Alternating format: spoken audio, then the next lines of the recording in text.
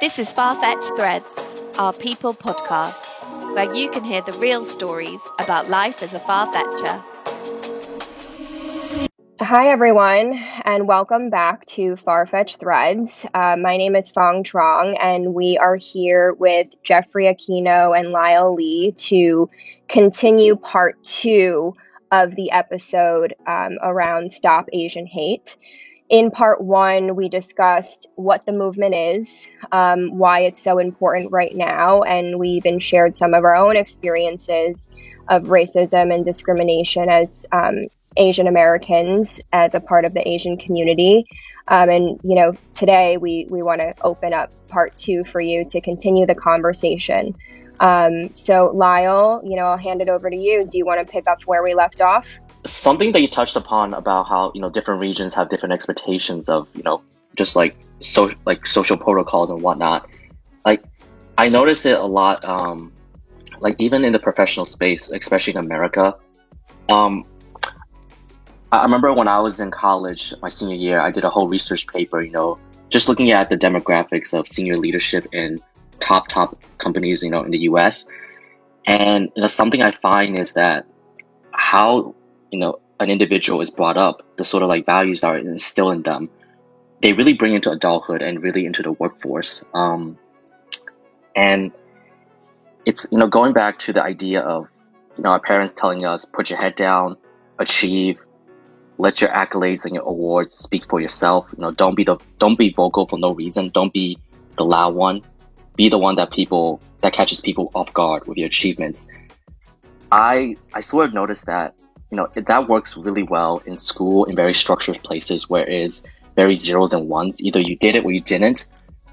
I think in America, in the workforce, is not enough to just be able to deliver very polished work, but you almost have to promote yourself, be the one to say and present your ideas and double down on your points.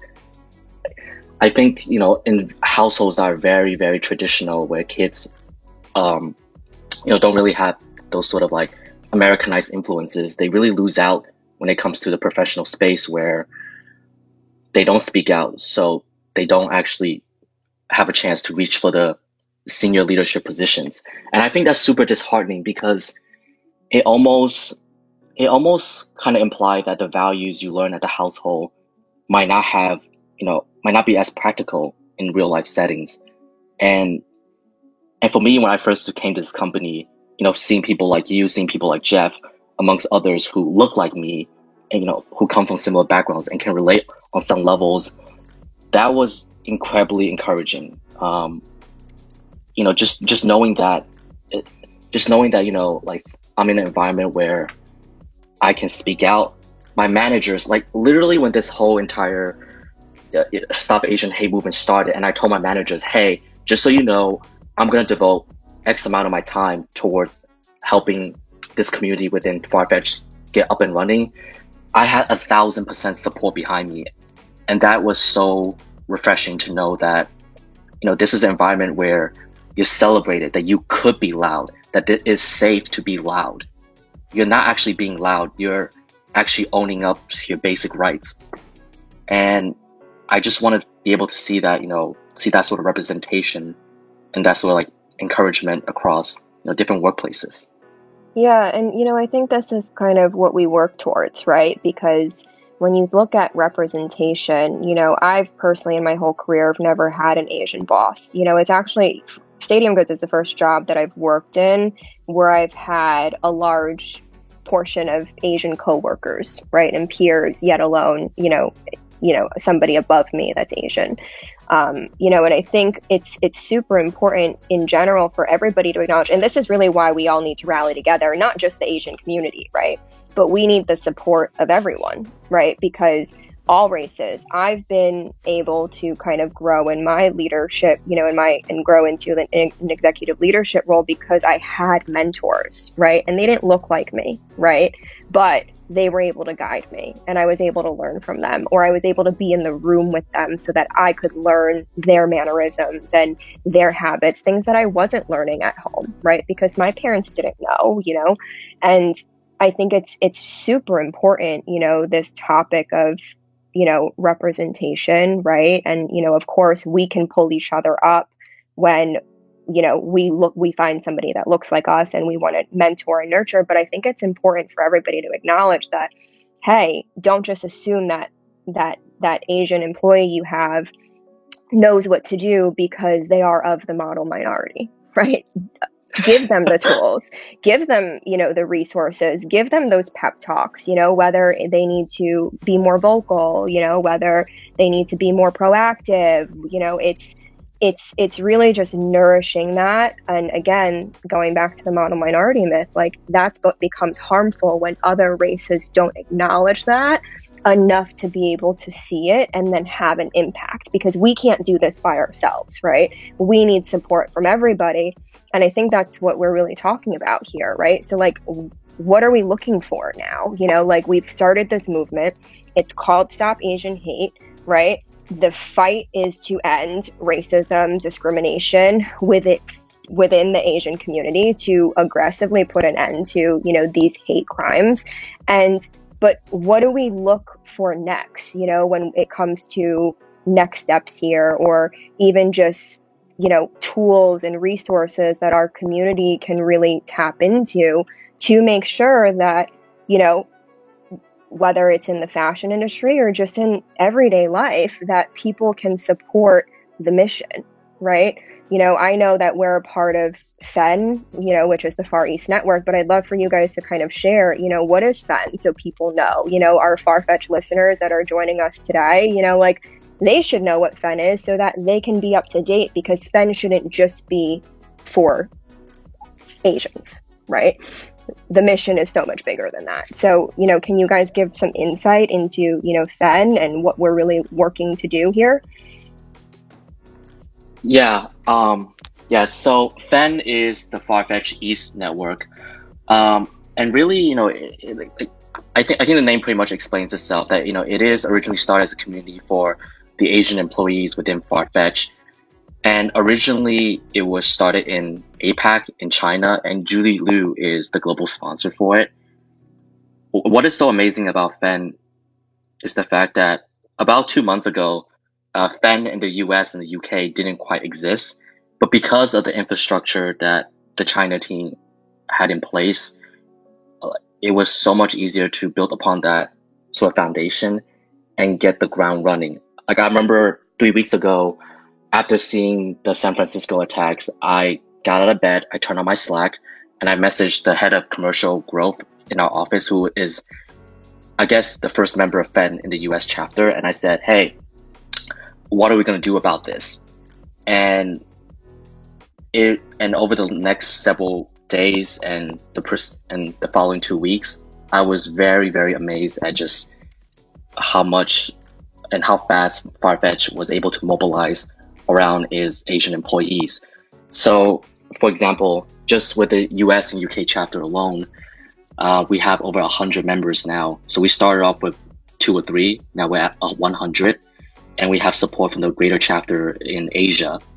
When it happened, the following day, Jeff, who is our regional president, was able to put out an internal memo to really let everyone know and acknowledge the hurt that is currently going on, and that the Asian colleagues have the company's 110% support.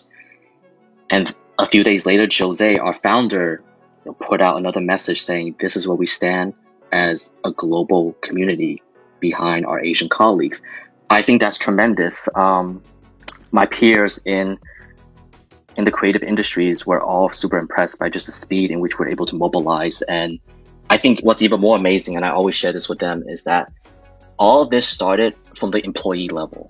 Like, it started with a few people talking, acknowledging that they feel hurt, and that management, very, very senior management to the very top, took notice and was able to advocate on our behalf and help us build out these sort of concrete actions that we can take in order to combat all the anti-Asian sentiments.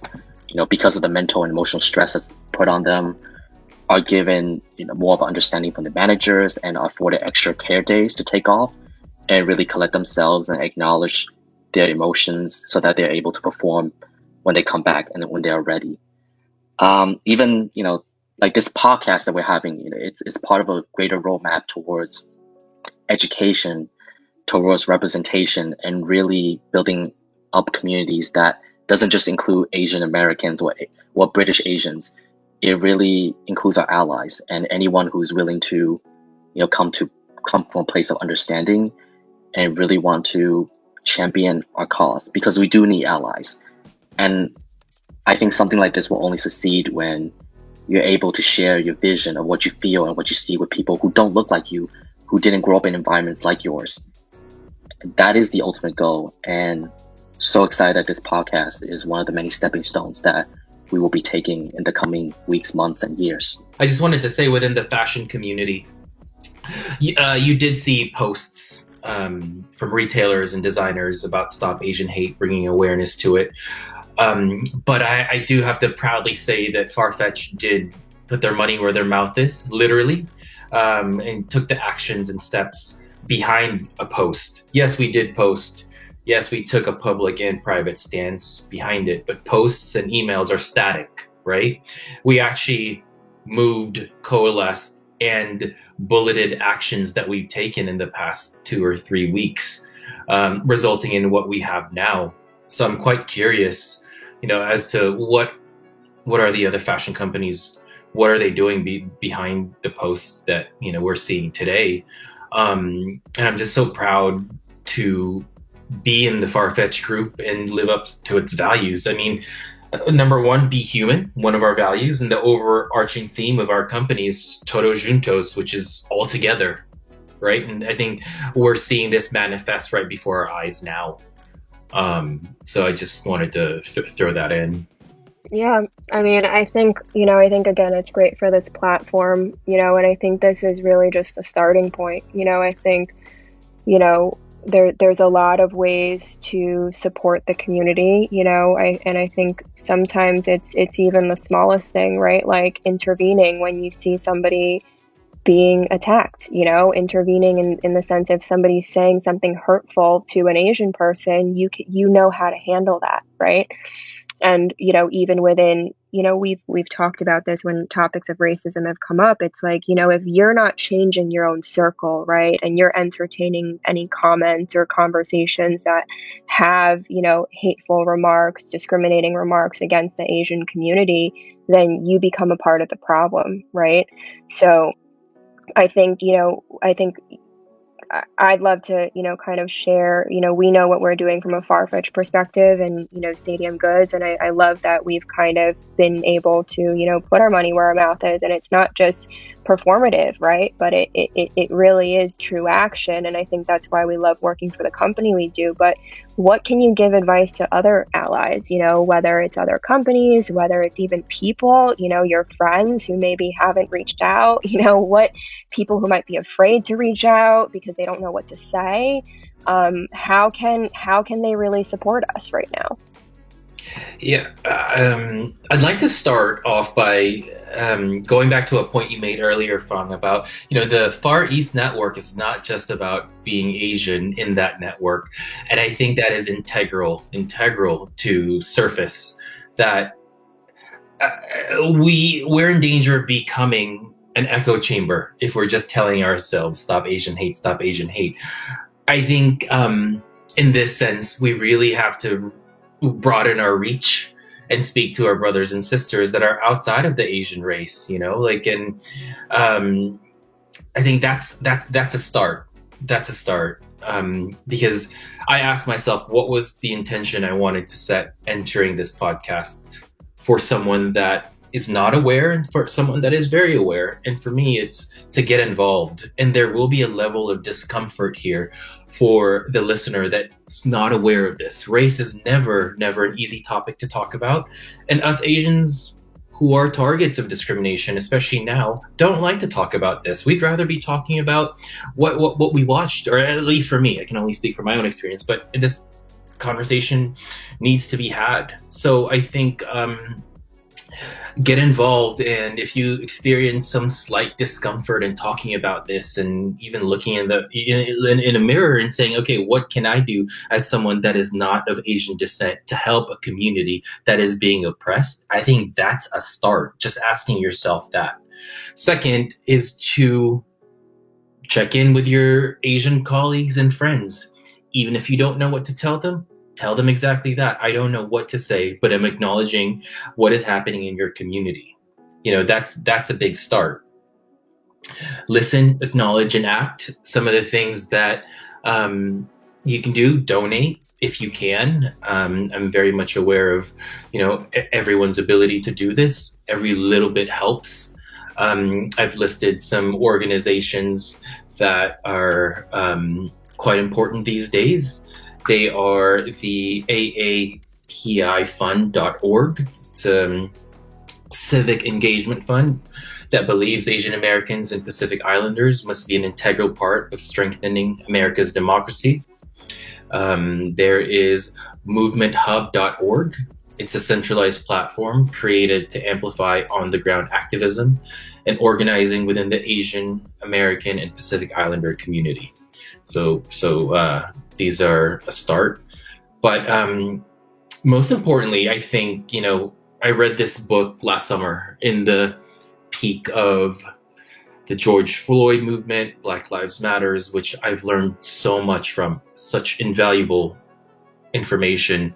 I read this book by Isabel Wilkerson, Pulitzer Prize winning author. The title of the book is called Caste. And the beauty of this quote is how universal it is. It applies to all races, situations. This is, if we applied a little bit of this in our daily lives, I think this will make a huge shift later on. It's called radical empathy. So you ask yourself, what is radical empathy? Radical empathy means putting in the work to educate oneself and to listen with a humble heart, to understand another's experience from their perspective, not as we imagine we would feel. Radical empathy is not about you and what you think you would do in a situation you have never been in and perhaps never will. It is the kindred connection from a place of deep knowing that opens your spirit to the pain of another as they perceive it. I read that quote over the summer and it just blew me away. My hope is that you take a little bit of that and see how you can apply it in your daily life. No, I mean, I think that's a really great starting point, and I love that, definition of radical empathy, because I think like I said before, the first part is acknowledging our experience, right? And I think we can't always be the information point or the hub for people, right? Like, I think, yes, we're going to speak up as we are today and share our experience and our voice, but I think there is a level of understanding and empathy that we need from outside of the Asian community. And I think it's important for everybody to seek out resources and educate themselves, right? And, sharing that within your own circle of influence, right? Because we need every race to acknowledge this, right? And just like, again, we're fighting for, equality here and equal treatment and fair treatment. And that's not, again, it's not just, the problem isn't just for Asians, it's for all races. And I think the sooner everybody understands that, the sooner we can all rally together and really have some impact. Thank you guys for sharing. And I guess for me, just one little bit. When we first started FEN, we sort of asked ourselves as a collective group, what does success look like? And there's a whole checklist of items, do this, do that, do this, do that. But for me personally, I would like to think of it as, before this whole movement started, when I describe myself, I typically say, I am a 25-year-old kid from Brooklyn. I live in da-da-da-da-da. But maybe 12 months from now, I can really see growth within myself and say, I identify as, Chinese American. let that be one of the first adjectives that comes out of my mouth when it surrounds my identity. So that's my little piece.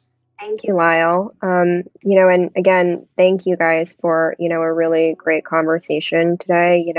I really hope that the listeners can gain some insight here after listening to this, episode of, Farfetch Threads, and I, again, thank you for the platform, Farfetch, for allowing us to dedicate the episode to, this topic.